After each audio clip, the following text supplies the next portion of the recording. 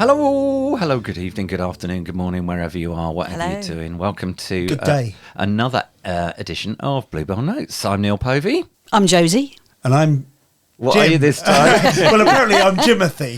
Jimothy. Now, Yeah, Jimothy. wherever that comes from. Jimbo, Jim short Jimbolina. Tim's short for Timothy, so I thought Jim could be short. Did you ever watch that Alex Horn podcast? Not podcast, the show that he did, where he sort of lived in this house with his band. No. And there's somebody in the band called Will, and he's always going, "Oh, Will, is it short for Wilma?" And it was like going through all of these different names. Willery, is it Willery? And so on. And every time it was a different one. So yeah. Anyway, welcome along. Episode 5. Wow, 5. I know, it's crazy, isn't it? Yeah. Episode 4 was fun. We had Two's company. We did, yes. And Kathy and Mick, and that was lovely. We had some lovely feedback about that as well. Lots of people listening nice. and really enjoyed it. Good. We're getting the hang of it, aren't we? I think we're finding our groove. I think, aren't we? Yeah. So, and who even knew we had a groove? Oh well, our age. I know. It's but more all the grooves are sort of appearing in some places and disappearing in other places. I was going to say it's more of a furrow than a groove. Anyway, but whatever it is, we seem to be finding it, which is great. So, fresh out of Bluebell Roots last night. We had a lovely night with various guests. I'll put my book down. Hold on. Oh, there we are. Oh, it's another fabulous night. And lovely. Yes, fabulous and lovely. We should have recorded all the in-between bits. It was groovy and furrowy. Well, yeah. Bill and Jenny came along, did a floor spot. Yeah. I keep wanting to call them Jill and Benny. That would work. Maybe we should do that by accident on purpose one day. Colin Chapman did a couple for him.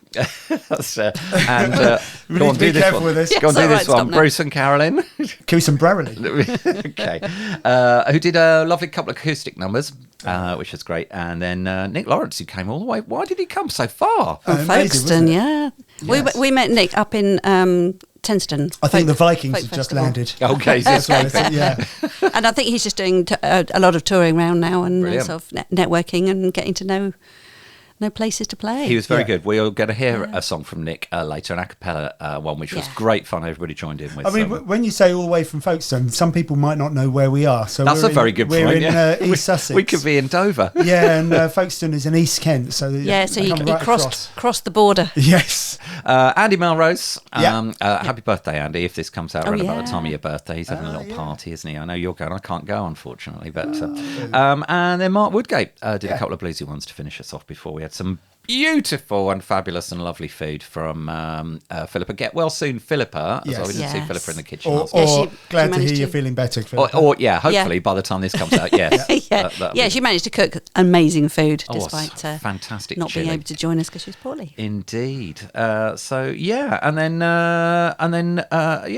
was just a lovely evening as always. It was great. Now we're going to try, as we said in the last one, to sort of theme our podcasts. We did a little bit last time with Kathy and Mick, Two's company. We did about getting started with performing, really, wasn't it? Because they've kind of sort of come to it later in life as a duo, so we wanted to talk about like kind of how that all worked, and we've had sort of various other sort of the theme sort of came about as we were doing the show, didn't it? Really, in the other shows, but we thought for this one we talked specifically about politics, so that's what we're going to be chatting. We're going to be the political about, aspect, sort of politics and social commentary in songs and music versus keeping it entertaining. Yes, and absolutely. engaging. So strap yourselves in. So we're not going to come on full Parliament today. Or no. Like it's not going to be a political broadcast or anything like that. All right. Stay there. Don't go anywhere. We're going to chat very shortly with Steve Pledger.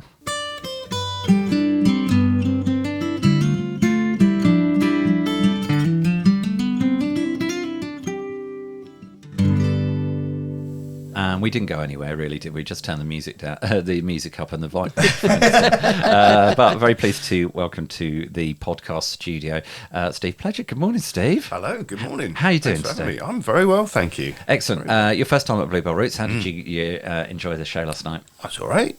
No, sorry. That's not the reaction you wanted. I honestly absolutely loved it. It was just one of those cracking nights where everything's right. You know, the room, the food. Yep.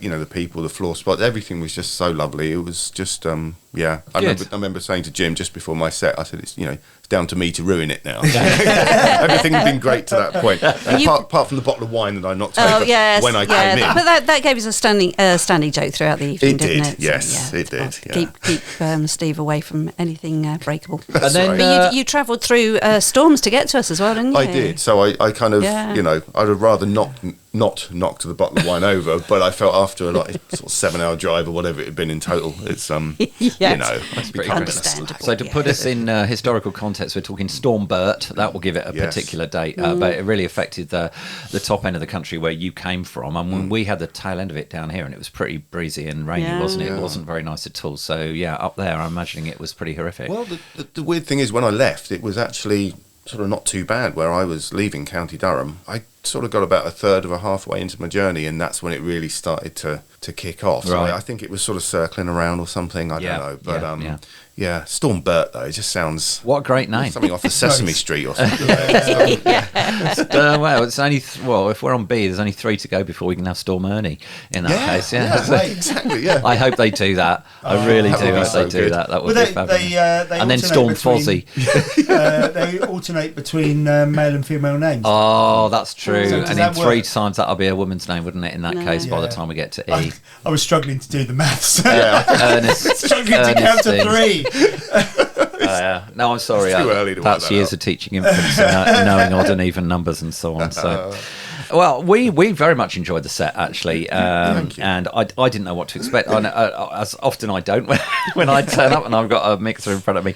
And I think the thing that we all obviously took from a large part of your set is really based around political commentary, ideas of how we engage, maybe how we engage with politics, but also how you take a stance on something particularly. Is that something you've deliberately sort of set out to do with your songwriting, or is that just how you felt coming out in the songs? More the latter, I think. I don't generally write very many songs about myself. If I'm singing in the first person, it's normally not me. It's I'm singing from a different perspective, if you like, because I don't find me very interesting. I'm not someone who's got any great life experience to share, or didn't have a dreadful upbringing that I can write about. I get that, but so I think naturally find myself writing about things that I feel strongly about. And I think as far as the the political side of it is concerned as well, and like we say about sort of social commentary, etc., because it's very much about reacting to things as a human being rather than as somebody on a particular side of the spectrum or something politically. And obviously how one reacts and how feels about such things generally dictates one's placement on that spectrum, if you like. But I sort of want to come to it more as an observer and a reactor to things rather than... That's the thing, isn't it? Because it's a lot of people stray from there to start preaching, don't they? Yeah. It works with some people because we were talking about various performers earlier who live by what they preach. But there are others who perhaps don't so much. So I think that's kind of how it works, isn't it? I think so, and I find it much more interesting, and certainly from my perspective at least, because it's me writing the songs, more honest, if you like. If I come to it and sort of say, I'm confused about this, I don't know what to say about this, because there's a song I think I may have started with last night called The Baptist's Father. Yeah, you did, yes. Yeah, which was very much, when I wrote that, it was, I want to express my confusion, or I want to express something about how I'm responding emotionally and intellectually, if you like, to what's going on, but I don't have the words to say. I don't know how to put it. So I thought, well, that's the song. Because that's how we often feel, I think, isn't it? We don't always have the right things to say, and when we don't have them, I don't think we necessarily want someone coming along telling us what to think and what to say and how to feel. I feel more, I've got somebody alongside me, if they're sort of saying, I feel like that too. I'm as confused as you are. Oh, thank goodness it's not just me. Right, what do we do with this confusion? Where do we go from here? I think that's a more interesting conversation to have. How do we sort of square that circle of performing songs to make people think about that sort of thing, maybe because some of your songs are social commentary or talking about that sort of thing and socially conscious, and other things are more personal, perhaps about mental illness and that sort of thing. And where does that meet entertainment? Because we had 30 plus people in there last night who were completely entertained as well as emotionally affected, and that's a really weird. Scarred, I think is the word. Well, scarred. Well, some might have been by broken glass, but haven't trodden on the floor. You had to go there. There's an interesting sort of dynamic that goes on there, isn't there? Yeah. When you perform those kind of numbers, Yeah. And there's a weird kind of sort of circle, isn't there? When you perform some songs that affect some people in the audience, then you can pick up on that. That can make you more emotional and perform better as well. Yeah. And thereby I'm doing the invisible inverted commas, being more entertaining again and engaging. Maybe entertaining, entertaining is the right word, but there's an engagement as well when you're... Yeah. I think that's the key. It's engagement. And I think when, because we speak as people who go along to gigs, and as we did last night, we all listen to other people performing as well. And I think we are entertained as and when we engage with the people who are performing, and that engagement might be through, singing along. It might be through recognition that you are represented in the song, or your thoughts, fears and feelings or whatever are represented in the song being sung. And I think in a strange way, entertainment, whatever that is, because it's a pretty broad term, isn't it? It is somehow sort of accomplished in that. When I go to a gig and I hear somebody, anytime I listen to music, I want to be touched by it and affected by it. Yeah. And I think in an odd way that is a kind of form of entertainment. Engagement is I suppose that's what it is, isn't it? Because I can listen to some classical pieces. I'm not a big classical buff or anything, but there are certain pieces that literally give me there's a physiological effect. Yes, yeah. Give me shivers and send hairs on the back of my neck standing up. And I appreciate not everybody gets that. So not everybody gets that emotional connection to music. So there's definitely something sort of chemical or physiological going on there as well, isn't there? Yeah. I think it's about what people want from music as well, because last night would have been a dreadful gig for some people to go along to if when they go to a gig they want to have a good dance. Yes. Last night, whatever it was not the night for that. No, I think we can all agree on that. And equally, if when we go to music events, and we go to different events for different reasons, but if you go along to be, I don't know, to engage in the kind of way that I think we all engaged last night with each other's performances, then there are certain more happy, tappy, clappy songs that you just think, well, that's not going to do it for me tonight. So it's horses for courses. I think there's a crossover, though, between the idea of being intellectually stimulated by what's going on in the lyrics and with the performance itself. That can be entertaining anyway. It's not, being entertained isn't, make me laugh. It's not that. It's, or, make me smile or make me feel like there are tingles on the back of my neck. It's actually more about, it's a whole sort of thing, isn't it, as it were? So we come back to you talking about Jim, the neurologist, before we started recording. But I'm not actually a neurologist. But there is full disclosure. But there is stuff like that happens. There is stuff. There's a great book called "This Is Your Brain on Music" by Daniel Levitin, which talks about the neurological effects. My daughter's been reading it. She's loving it. It's phenomenal. He's got a playlist on his website that you can listen along with certain things in it. But he talks about how technically music works and how it interacts with your brain, and so and that I think is a massive part of the entertainment side of it that we don't necessarily even realise. It's subconscious. We've been doing some songwriting things, and on one of the sessions we were doing, there was a guy there who wanted to write a song, and he was giving us examples of what moves him, and he wanted to write a song in that kind of style. And all of them had this. It was a sort of a crescendo of sort of like notes going up. And he was describing it as a sort of that sort of tingle you get, that sort of sensation. ASMR, and kids call it, don't they? Oh, is it? I don't know what it stands for, but that is it is that sort of you get that emotion in that particular form of notes. And that's where it's very clever in the sense that the melody that you choose, and actually then some people are very aware of that, and classical composers are brilliant for this.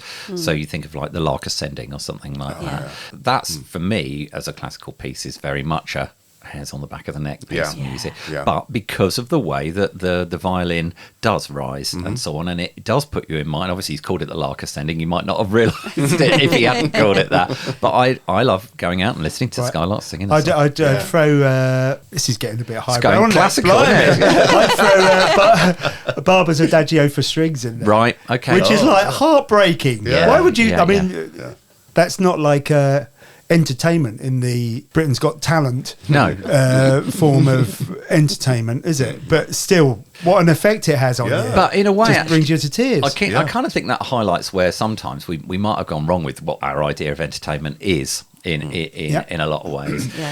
We're going to hear a song from Steve a little bit later, which actually very much does encompass the engagement side of things, because there's a lot of audience part to it. You'll be able to hear our audience singing on that.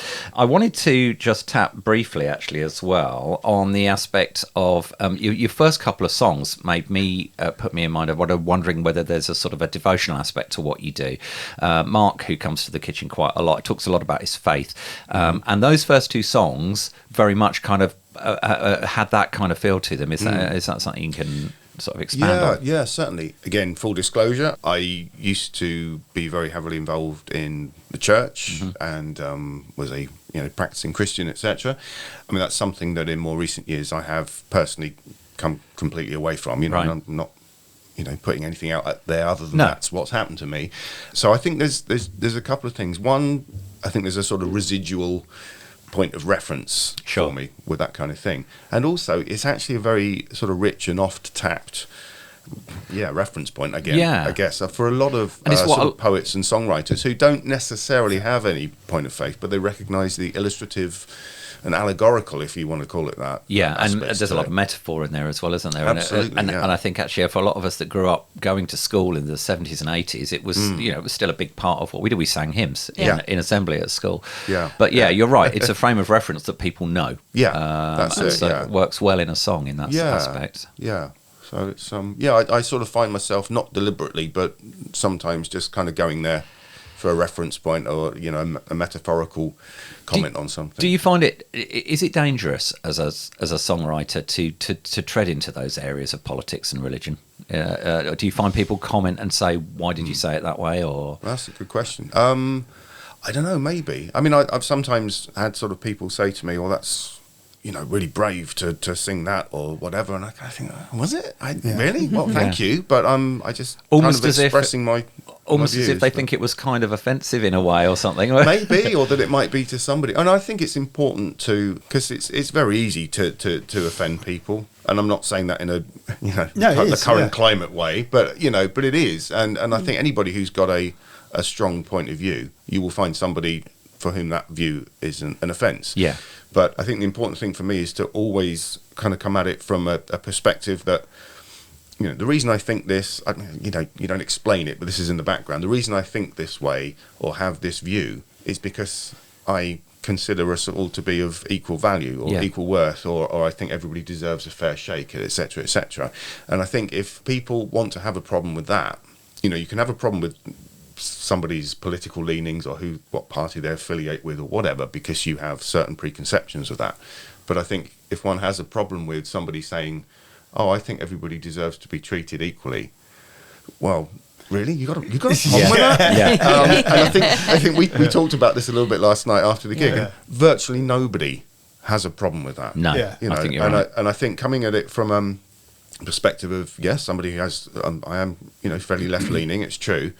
But I think far more important than certain socialist tropes or whatever is to get out this message that actually we can disagree about the way we go about it, but what's really at the heart of this is a desire to treat people fairly and with dignity. And I think most of us want that. Yeah, almost all of us want that. Yeah, I agree with that. And we just have to somehow find a way of best making that manifest. And you mentioned it actually with your song that you did at the end as Milton Hyde, Jim and Joe, that with judge, jury, executioner, with the idea that the media is trying to, if you like, polarize us. Yes. Culture wars, obviously, which has kind of come It's in what's the American scene. It's what's driving social media, isn't it? Yeah. Yeah. Why would anybody want to look at something where everybody's agreeing and being nice to each other? Yeah. That's The what we're trying to do. algorithms Stop that. Yeah. The algorithms on these platforms are set up so that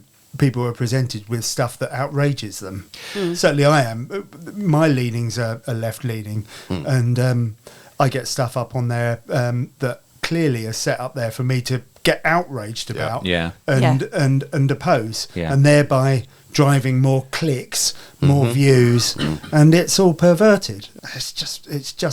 I'd say it's immoral, and it's not making the world a better place. No. That's for sure. I think a lot of people would agree with that, definitely. I mean, and actually, it will.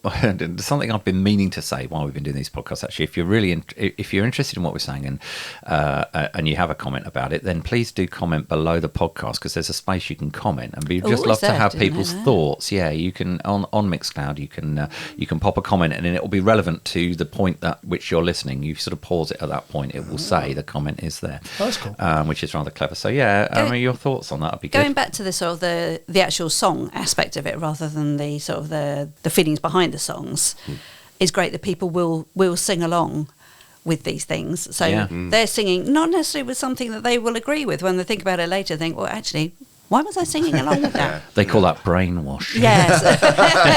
But it's great the way you can create something for people to sing along. It's the melody that they sing along to. It's the sentiment that you're singing as well. But it's also the notes. You've created something easy for somebody to sort of grab hold of. Yeah. And often you'll get an audience automatically putting in harmonies because it's quite an easy melody. And they love that in the Bluebell Roots. Yeah. You can't even sing Happy Birthday without harmonies. Yeah. Guilty. Yeah. I just wanted to go back to your songs. That I love the light and shade in your songs. Thank the fact that you will have just a really silent moment, and then you'll just have this wonderful little high note that you sing. I don't know how you get that and hold that note. And that just comes from it. You haven't built up to that note. You've got a bit of silence, and then this note comes in. It's probably a mistake, to be honest. If it works, that's great. You generate your own. You generate your own feedback. Yeah, that's what it is. Exactly, yeah. It's going out of your mouth and into your ear, and It just keeps going round. Yeah, and then it goes into. Yes, gentle playing, and then you'll get sort of more. It's dynamic. Yes, dynamic. That's the words I was looking for. Yeah. Oh, thank you. Yeah, and that I think that makes it a lot more engaging, doesn't it? Yeah. That you are entertaining by the way that you're singing, not necessarily what you're singing about, but the way you're performing, the way you're singing. That you keep people engaged in that way. Yeah, and I think it's probably the same for all of us. You're watching a film or listening to music or reading a book. Oftentimes, the most powerful bits are those where somebody takes you to some place where you think, oh, well, this is really funny and really light, and then suddenly drops you like a stone. Contrast. Oh, God, yeah, and it really hits home. But also the reverse. And I think it links in with the entertainment aspect of it, that it's important to do that, because what you don't want to do is take people into the depths of despair and go, right, thanks very much, good night. Hopefully there's I'm going to use that horrible word, a journey, where, we all end in a place where we go, okay, that was...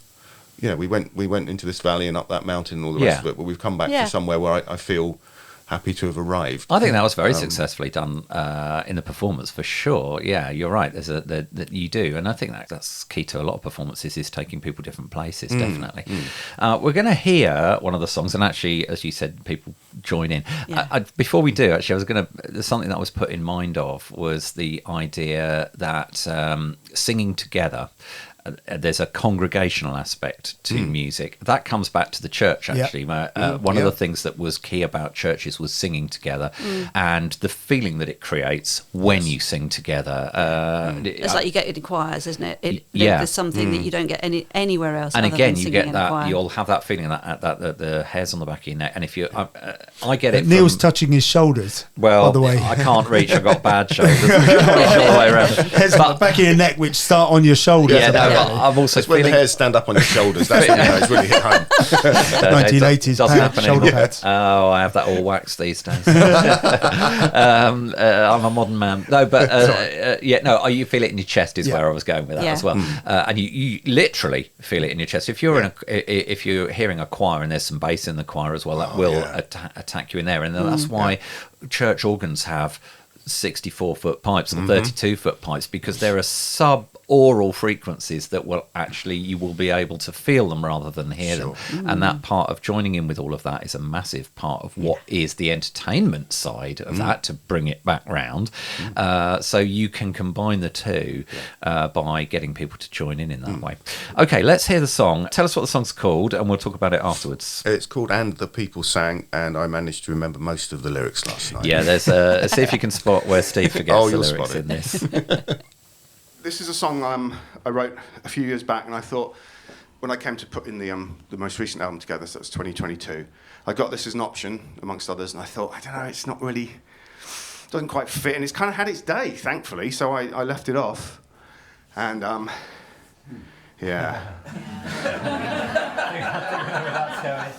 think there's some 2 and 2 going together stuff out here, isn't there? Any Trump fans in? No? Hey!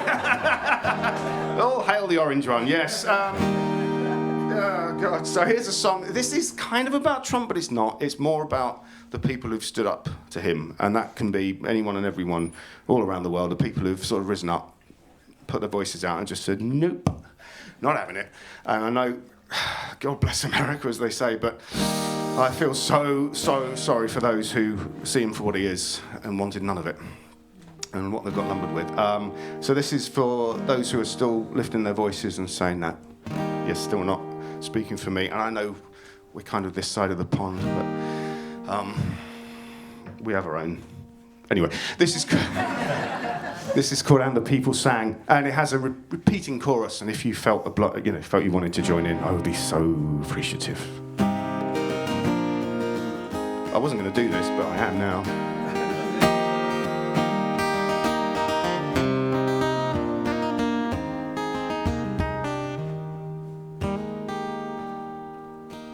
He came for the disillusioned and for the easily led. He came to use and abuse them and leave them for dead. He picked the scars of the wounded until they freely bled.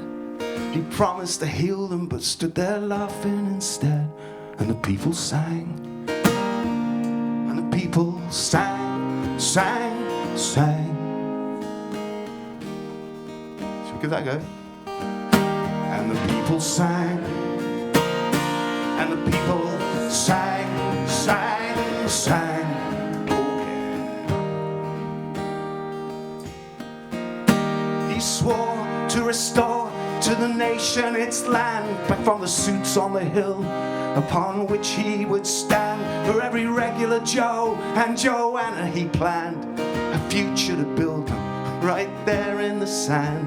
And the people sang, and the people sang, sang, sang.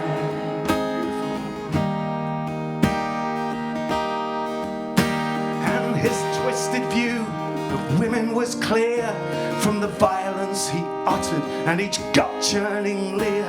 Regarding the rest with a contemptuous sneer, he then pronounced on them all without one of them near. And the people sang, and the people sang, sang, sang. They did.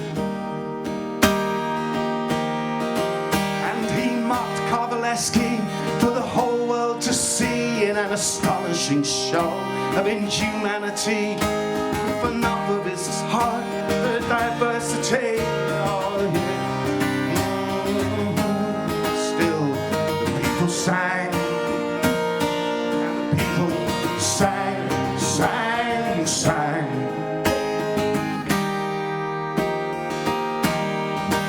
He castigated whole nations for the acts of a few who take fewer lives than his own people do. He propagated and pandered to the stupid worldview that you don't trust nobody that's different to you. Still the people sang. Yeah, the people, they sang, sang, sang. He said, I will build you a wall, I will keep them at bay. I am their constant threat to the American way. And you hard-working folk, you won't have to pay. Cause those dumb tire huggers, they'll do just as I say. And the people sang. All the people, they sang, sang, sang. Yeah, they did. And they took to the streets that old song to sing. We will not be defined by the hatred you bring, cause you don't speak for us, no, and you never will. They sang it out loud, they're singing it still. The black, white, and every hue, gay, straight, transgender too, from every race and religion in every land. The devout and the atheist go hand in hand to send out a message that's righteous and true. This world is ours. Screw you. Hey. Singing this world is ours. Screw you. Hey. Whoa. Whoa. Still the people sang. Go on. And the people, they sang, sang, sang, they sang, sang.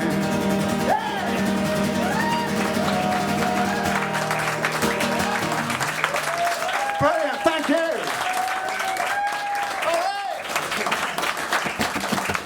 That was And the People Sang live from Bluebell Roots, Steve Pledger. Steve, it was a song that you didn't think you were going to need to perform again. No, and I wish I hadn't had to perform it again. Yeah, I wrote it around 2016. It was either just before or just after. The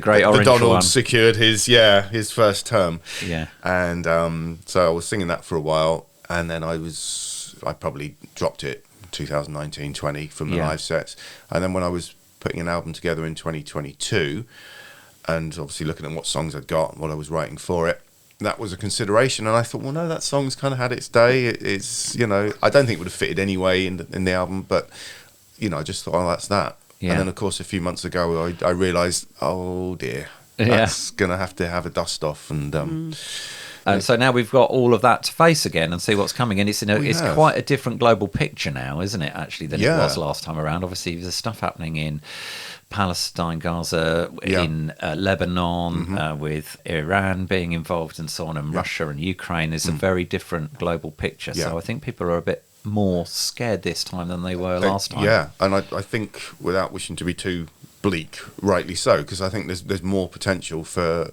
he and his momentum to sort of take things into a darker place. So I'm not saying that will happen. I'm really not. But, you kind of look at what's going on and it feels like a world that kind of suits him more now than it did then. Well, it links back to that kind of culture wars kind of thing again, and the polarisation, because it has gone very right-left, hasn't it? It's very much, in America particularly, people talk about their freedoms, and there's always been that in America as well, but he's really tapped into the Alex Jones culture wars kind of thing, definitely, and taking on board that's what people sort of felt, that they were underrepresented by government, by what he would call the elite. I mean, I still argue he's part of that elite, I think. But talking about the song specifically, it applies to that situation, but it's bigger than that as well. It applies to more than that, doesn't it? Tell us, to sort of talk us through it, if you like. Yeah, I mean, the point of the song, rather than being so much about sort of Trump or Trump's kind, the song's really more about the people who are prepared to stand up and say no. Yeah. I'm not going to vote for you, but I'm also going to use my voice to say why I'm not going to vote for you and why I think much of what you represent is toxic. Hence the title, And the People Sang. It's much more about people's willingness to make a stand and the importance, of course, of doing that. And sometimes it's just being able to have a conversation with somebody about it, to write to an MP or whatever. We have a voice, and it's very important that we use it, I think, now more than ever. And again, linking back to what we were saying earlier, it's not so much to do with partisan politics or anything. It's more to do with our humanity. Yeah. And I think, the sad thing is, of course, when you see some people who are getting lured into voting for Trump and others similar to him, which, as you say, he's not alone in this. Most of those people, the vast majority of them, have been duped. Yeah. It's not because they hold with what these people stand for. I don't think, for the most part, they realise what they stand for, but they're being reeled in. And it is going to go political for a moment, but I think people like that feel that they were duped by previous administrations as well, because they perhaps weren't represented the way that they were promised that they will be represented, and so they feel that this is now almost this person is, the previous left, right have really not done for us what they promised to do. I agree. So we need somebody more extreme than that. That seems to work in one direction, but not the other direction. Thinking of Corbyn a few years ago. Yeah. When, there was some popular appeal amongst younger generations who suddenly got engaged with politics. Yeah. And then, of course, we know what happened in that, how that played out. So it seems to go well. I think when it's heading to the right, but not necessarily when it's to the left, in this country anyway. Yeah, and of course you've got a whole sort of media force as well that sort of recognises that, generally the people on the right are sort of more establishment. So if the more extreme right you are, well, the more that suits, the establishment, the elite, however you want to phrase it. Whereas on the left, it's like, oh, crikey, this guy's a threat because he's talking about, maybe taxing the super rich. Yeah, exactly. Yeah, a wealth tax. Well, we can't have that. And there's a link there, isn't there, between the politics and the economics as well. Obviously, that's a massive part of it. But sort of bringing it back to the song, I think, as you say, it's about the fact that even when stuff like that is happening, people are still prepared to shout about it and shout their opposition to it. Which you had some heartfelt joining in as well, didn't we you? did. The audience. Yeah, and our they audience, weren't just singing along. They felt it. Our audiences are a cross section of a rural community. Sure. Yeah, so we've you got will have different opinions, different politics within that room, but people all got behind the sentiment of the song, which is what is the intention of the song, of course. And your final song of the set as well, the Striking Matches in the Wind. That's the same idea, isn't it? That you just keep on speaking up, no matter if you think that your voice isn't being heard. You have to keep on. It's all we can do, and that marvelous Margaret Mead quote, which I always butcher, and I'm not going to get it right now. As much as I love it, I never get it right. Never doubt that a small group of individuals can change the world, because it's the only thing that ever has, and that's where all movement starts and begins. You think about any of the things that we hold dear, NHS, weekends, holidays, sick pay, all the rest of it. It all began from a small group of people sort of just getting together and saying, well, we need to affect this change. And it generally came from a certain side of the political spectrum. It's just a fact. But it began with people recognising that there was an issue to address, and they addressed it. So keep singing, people. I think keep singing, keep singing.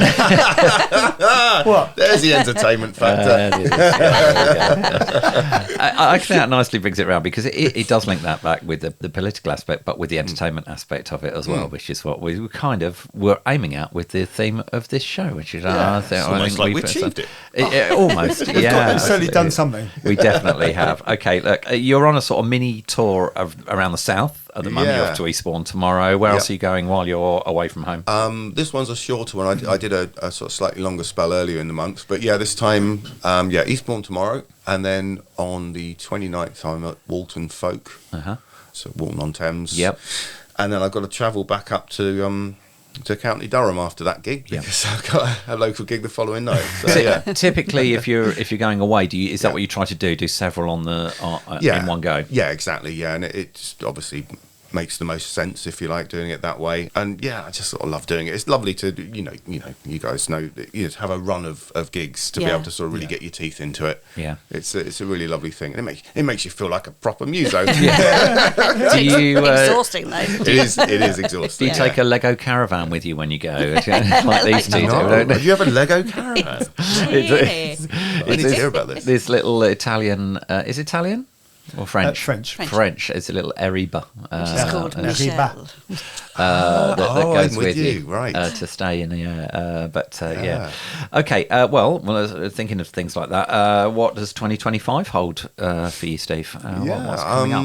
Well, more of the same, really. Yeah, I'll be out and about gigging around the country, and it's starting to take shape next year. I've got a few bits and pieces up in the north, and some other bits and pieces in the pipeline. So it's all got to come together. Is this your full-time job, as it were? It is kind of what I do, alongside sort of other aspects of life and what have you. But life is a bit odd, but it's structured such that I'm able to sort of get out and do what I do, with the blessing of my family. Yeah. Recording albums, more stuff on the way? You've got 4 or 5 albums out now, already, haven't you? 4 studio albums and a live album, out there. And the most recent, What Tomorrow Knows, was from 2022. So it's kind of getting to that point where I need to start thinking about that. Down. Yeah. But new songs are coming, but I'm not in a position yet to put an album together. And I think the important thing is that it happens when the time is right, when the songs are right and everything. There's no point in sort of pushing it hard, and also often, as is often the case for sort of people at the sort of grassroots level, it's not as if the album side of things, and I'm not saying this is the reason to do it, but it's often not a big money spinner. No. It's often where the money disappears. So there's a big investment involved in it is exactly, but it still means the world to me to be able to do that. So are you fairly DIY with recording, or do you demo yourself and then go to studio? Or the last album, which worked quite well, I recorded all my guitar and vocals at home, so I've got a sort of setup I can work with there, and then my very good friend Lucas Drinkwater, who I know Lucas. This amazing musician and an engineer and just a lovely guy. We worked together on the rest of it. He has instrumentation and production and what have you, and then we got together and finalised the mix. We could do an episode on Lucas, because Lucas works with everybody. He's brilliant. But the last few years has been sort of say transatlantic. That's wrong, isn't it? Trans-Pacific, whatever. I don't know which way you do it. So that's been going on. I think it covers several oceans. So it probably does. There's at least 7 of them, famously. So he's been sort of flitting around the world of late, but he's just magic. Is Lucas? A lovely guy. I've met him on a number of occasions, and I was just impressed that he remembers who I am, which is lovely. Well, it's quite memorable. It's nice when somebody knows you. Or is it? I mean, oh god, it's But I'm sure in your case, it's no, I don't doubt that. Thank you. Brilliant. So, is there a Steve Pleasure website?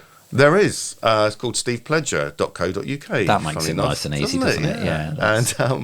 Yeah. And on there, there's a link to my Bandcamp and what have you, and all sort of social media. Such as it is. I'm not on Twitter anymore. Are you on MySpace? Bebo. I don't know. I shall have to ask Jeeves. My daughter did set up a TikTok account for me, so I think I've got a presence on there as such. Okay. But I've not sort of really done. I'm not one of these people who puts out a video and gets 15 million views in an afternoon. I don't know how that works. That's a mystery to me. Yeah, and often when I see those videos, it's even more of a mystery. I think, really? Neil did go viral a couple of days ago. Did you? A couple of weeks ago. Well, there was a fire in the hedge down the road, and in between the cricket ground and the football ground, and I posted on the Hailsham FM page, and it had over 100,000 views within about 2 days. People love something horrible, don't they? So you starting the fire really paid off? Got you the attention you craved. Neil did help to move the goalposts, didn't you? Quite literally. There was goalposts leaning against the hedge, so we had to go in and move the goalposts. It wasn't linked to my account, unfortunately, and there was no way to, not that I would have wanted to, for something so awful happening, can't monetise something like that. Retrospectively do it anyway, just the fact that we're talking about that makes me feel slightly ill. So stevepledger.co.uk, Bandcamp, Steve Pleasure. Yeah, Steve Pleasure Music. I think I'm on there, but there's a link from my website to the Bandcamp thing, because I need to. The website's relatively new because I updated it, so I need to sort of get on top of the shop side of things. More admin. More admin, exactly. But you can get to the Bandcamp from there, and I've got. And you can buy the CDs or downloads or whatever. Yeah, CDs and downloads all available there, and I've also recently published a book of lyrics. You mentioned that last night. Yeah, and which has been really popular, which is both lovely and worrying, because I think, like I said last night, I think people are like, well, I like the words, but I'd rather not listen to you singing. I'll have the book. Fine. books. It all goes in the bank. I studied geography at A level, and one of the things we talked about was agriculture, and they talked about how agriculture and farmers needing to diversify. So this is what's happening with musicians nowadays.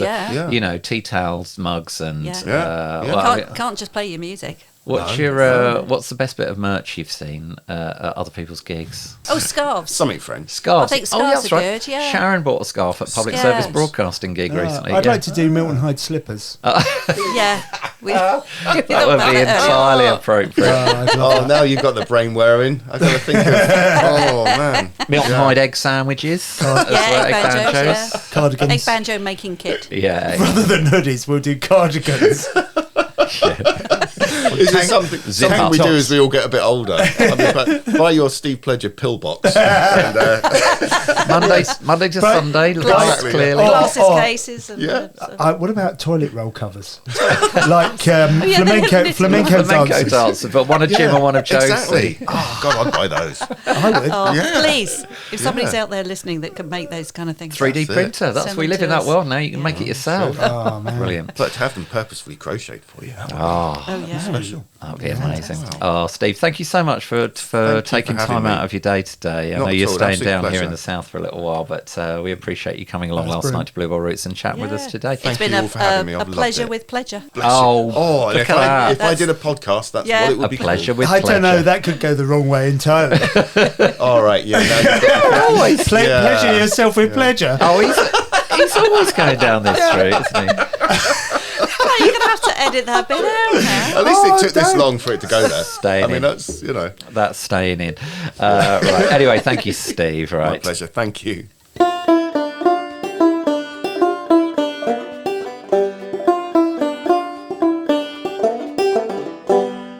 Oh, fabulous. Talking to Steve. He's still in the room, but he's going to be quiet while we're doing this last little bit. Yeah, apparently. That's in the contract. Let's finish off. Let's talk about Nick Lawrence, who came down, and we'll have a song from Nick. Nick did, we let him do 3, didn't we? We were very kind. We did, yeah. You travelled that far. We had 6 floor spots yesterday. So it was quite busy, although we still managed to keep pretty much to time. Yeah, they're all really good, bless them. Everyone got on and off really quickly, but because Nick had made the extra effort, especially on such a filthy night, to come all that way, because it's no small distance from Folkestone to us. We allowed him an extra song there. Yeah, it was good.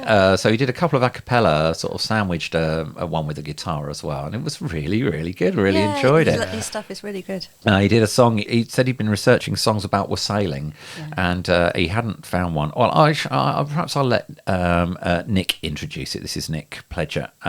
Nick Pledger. I'll try that again. This is Nick Lawrence and Kentish Wassail. Cheers.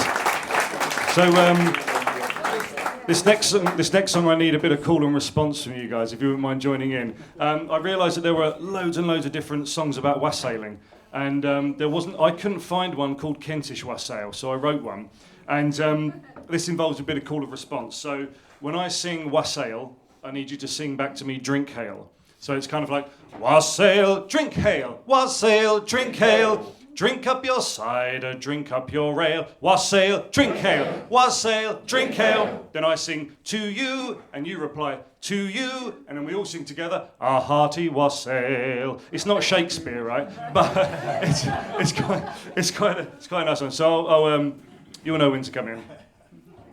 Okay, so the Lord of the Manor's a generous soul. He brings us hot cider to keep out the cold. We wish him good health and we wish him good cheer. We wish him prosperity for the new year. Wassail, drink hail, wassail, drink hail. Drink up your cider, drink up your ale. Wassail, drink hail, wassail, drink hail. To you, a hearty wassail.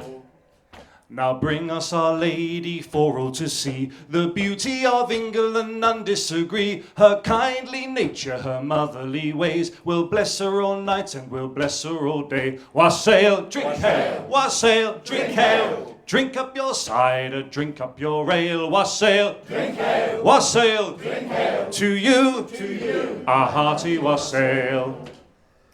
Here's to the farmer who toils in the field. When harvest comes round, his hard work's revealed. By the sweat of his brow, he'll reap what he sows. But for now, let the wassail flow. Wassail, drink ale. Wassail, drink ale. Drink up your cider, drink up your ale. Wassail, drink ale. Wassail, drink ale. To you, a hearty wassail. There we go. Oh, hang on, I've not finished yet. Sorry, I was saying that, there you go. You got it right.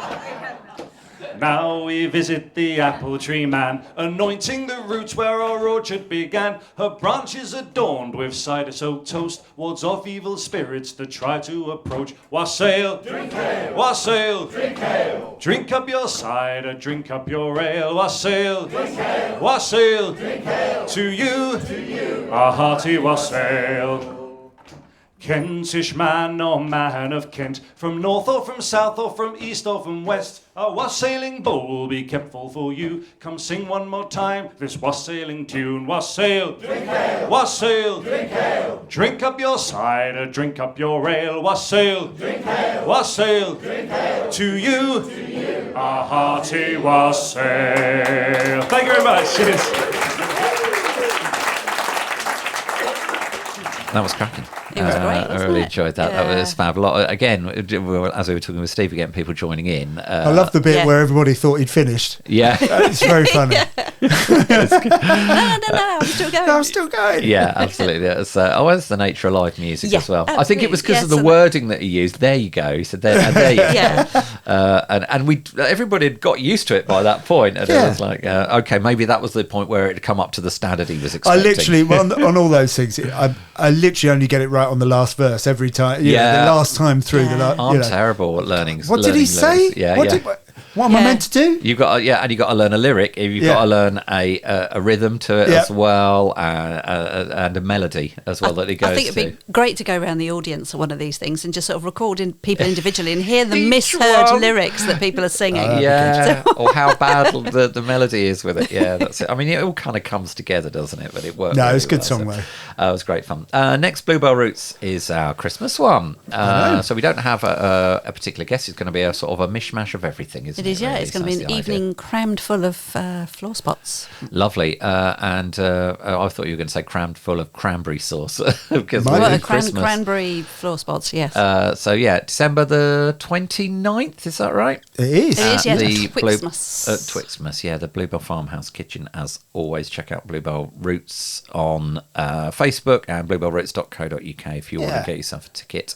And then the next Bluebell Notes podcast will be in the new year, Yes. in theory. And then in the new year, we're sort of swapping about how we're doing things, aren't we? a little Yeah, bit? so Bluebell Roots itself, since we started, we were always doing it on the last Sunday of the month, but it got a little bit confusing because obviously some months there are 5 Sundays. Yeah.